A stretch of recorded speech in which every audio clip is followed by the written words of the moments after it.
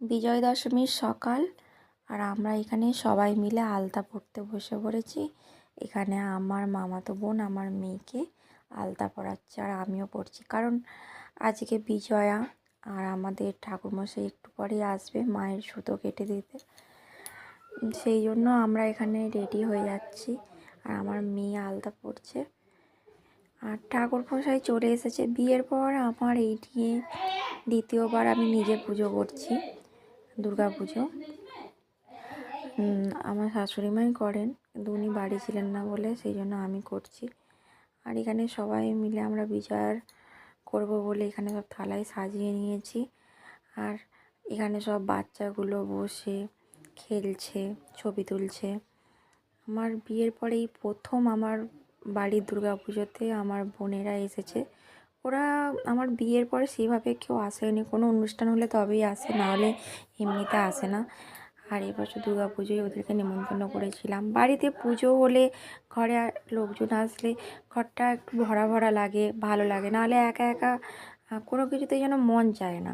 আর এই যে আমার মেয়ে পুজো হওয়ার আগেই লাড্ডু খাচ্ছে। আর এখানে আমার ওইটা বোনের মেয়ে আর ছেলে, আর আমার বোনের ছেলের সাথে আমার মেয়ের খুব ভালো বন্ডিং। আর আমাদের বিজয় দশমীর দিন একটা নিয়ম থাকে, আমাদের ওই হাতে, মেয়েরা বাঁ হাতে আর ছেলেরা ডান হাতে অপরাজিতা গাছের শাখা ঠাকুরমশাই পরিয়ে দেয়, সাদা অপরাজিতা।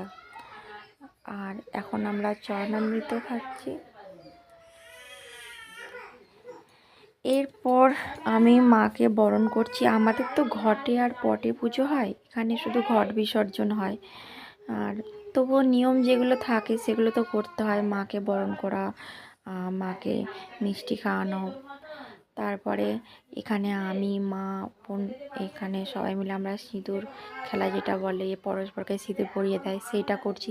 আর আমি বিয়ের পর কোনো দিনও সিঁদুর খেলা যেটা আমাদের থাকে ওটা করি না, কারণ আমি কোনো দিনও মণ্ডপে যেতে পারি না, সেই জন্য। এবার এখানে সব পুচকেগুলো খাওয়া দাওয়া করছে। পুজো শেষ হলো, তারপর আমাদের রান্নাবান্না সব কিছু হলো, অনেক কিছুই বানিয়েছিলাম।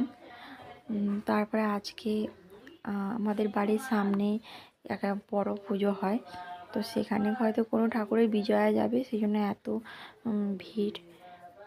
এরপর রাত্রেবেলা আমরা সব বোন আর বোনের বরেরা মিলে আমরা বেরিয়ে পড়েছি একটু ঠাকুর দেখতে। আমরা যাচ্ছিলাম দেউলটি, সবাই বাইকে করে, বাচ্চাদেরকে রেখে দিয়ে এখানে ঘুরতে বেরিয়েছি। আর ঠান্ডা ঠান্ডা লাগছিল, সেই জন্য কানে একটা স্টোল জড়িয়ে নিয়েছিলাম। আর এটা আমাদের দেউলটি অলস্টার ক্লাবে, এখানে ভালো প্যান্ডেলটা করেছে, মানে শিবলিঙ্গ দিয়ে সুন্দর লাগছে। আর আমি তো এখানে এসে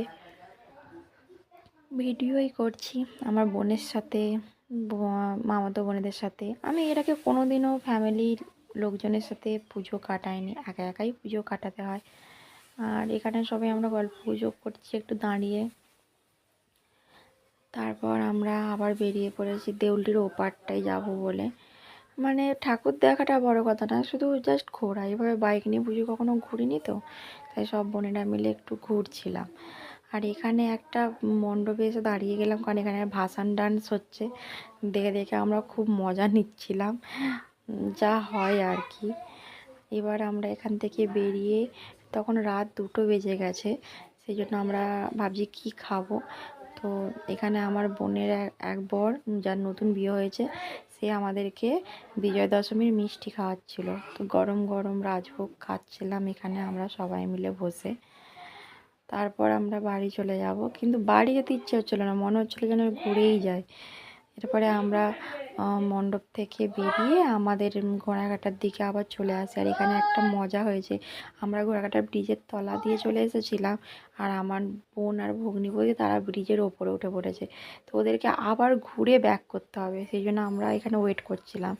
আর এখানেও একটা আমাদের ভালো পুজো হয়েছে, আর এটা আমার বাড়ির পাশে পুজো। এখানে বাসন্তী মানে শোলে সিনেমার থিম করেছে, আর এইটা হচ্ছে আমার বাড়ির পাশে মণ্ডপ, এবার মা দুর্গা। আর দুর্গা মাটা দেখছো কত সুন্দর, কি অপূর্ব, একদম মাটির কালারে, ভীষণই ভালো লাগছে। তো এইভাবে প্যান্ডেল হপিং করলাম রাত্রেবেলা, দিয়ে এইভাবে বিজয়া দশমীটা আমার কাটলো 2023 সালে।